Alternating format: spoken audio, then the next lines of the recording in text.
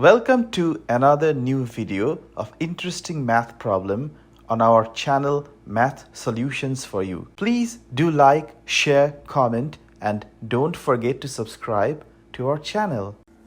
This is an interesting problem that was asked at a high school math test in India in the 9th grade.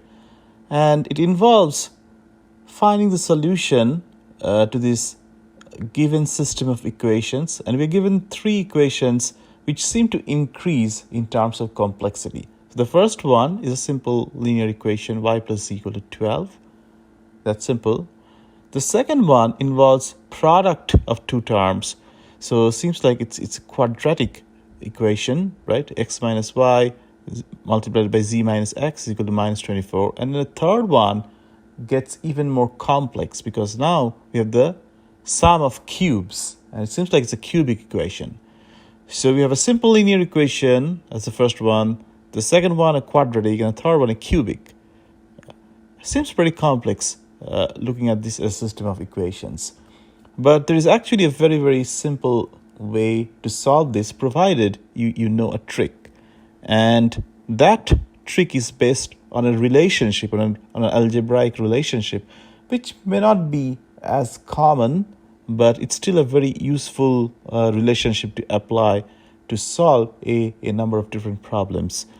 And what the relationship states is, if a plus b plus c, the sum of those three quantities, a, b, and c is equal to 0, then the sum of their cubes will be equal to 3 times their product. So a cube plus b cube plus c cube will be equal to 3abc if a plus b plus c is 0. And this is something that you can actually prove because a cube plus b cube plus c cube minus 3abc can be factorized as a plus b plus c multiplied by a square plus b square plus c square minus ab minus bc minus ca. And then if a plus b plus c becomes 0, then the right hand side simply vanishes and you are left with a cube plus b cube plus c cube is equal to 3abc. I'm not going to show the factorization here, but I'm going to take help of this result that if a plus b plus c is equal to 0, then a cube plus b cube plus c cube equal to 3abc. And that will greatly simplify my approach to solving this given system of equations. We start with letting a equal to x minus y, b equal to y minus z, and c equal to z minus x. Now if we add up these three, then you can observe that x gets cancelled out with minus x, minus y gets cancelled out with plus y, minus z gets cancelled out with plus z, and we are left with 0.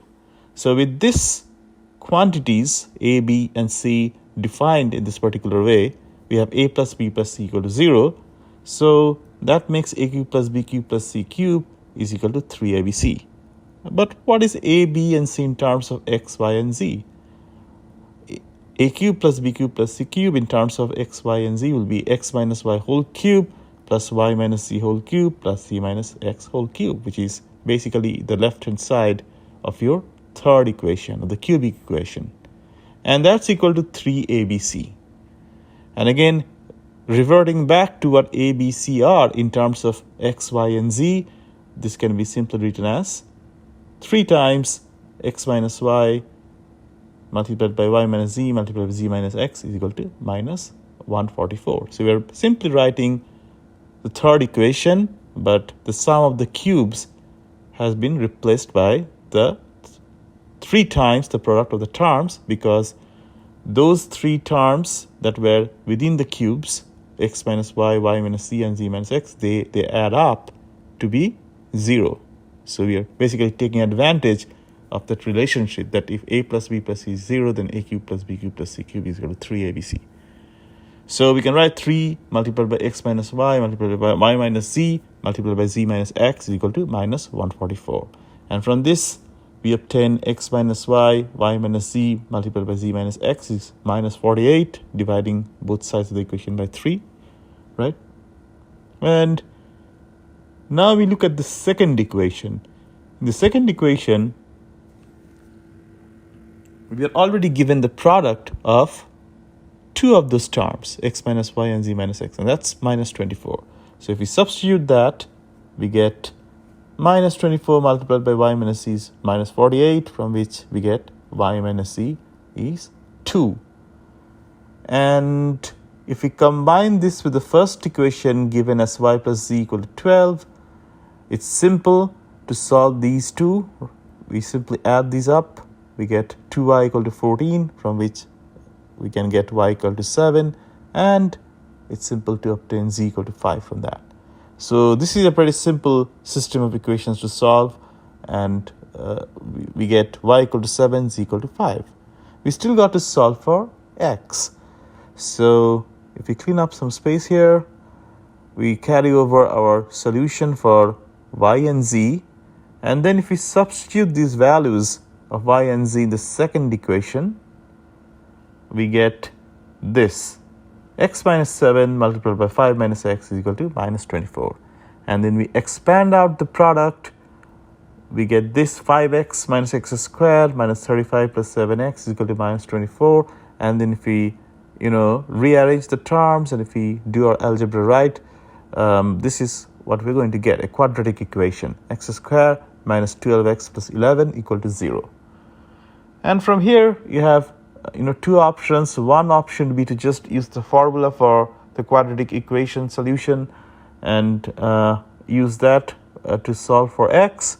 The other one, which is what I preferred, is this is a easily factorizable expression that we have on the left hand side, because if you break up minus 12x as simply minus 11x minus x, you can see that these terms become amenable to some nice factorization. And this is what it looks like if you take x common from the first two terms, and then if you take minus 1 common from the third and fourth, you get this. And it's easy to see that x minus 11 can be taken common across these two groups. So if we do that, we get this x minus 11 multiplied by x minus 1 is equal to 0. And from this, there are two solutions for x equal to 11 or x equal to 1. So we have solved the system of equations, what seemed to be a quite complex system. We solved it directly and pretty easily, without much hassle, I'd say.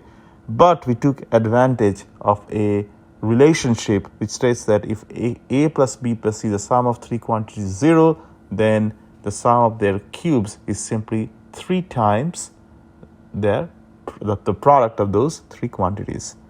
And our solution to this system of equations is, for x we have two potential solutions, 11 or 1, and for y we have 7, and for z we have 5.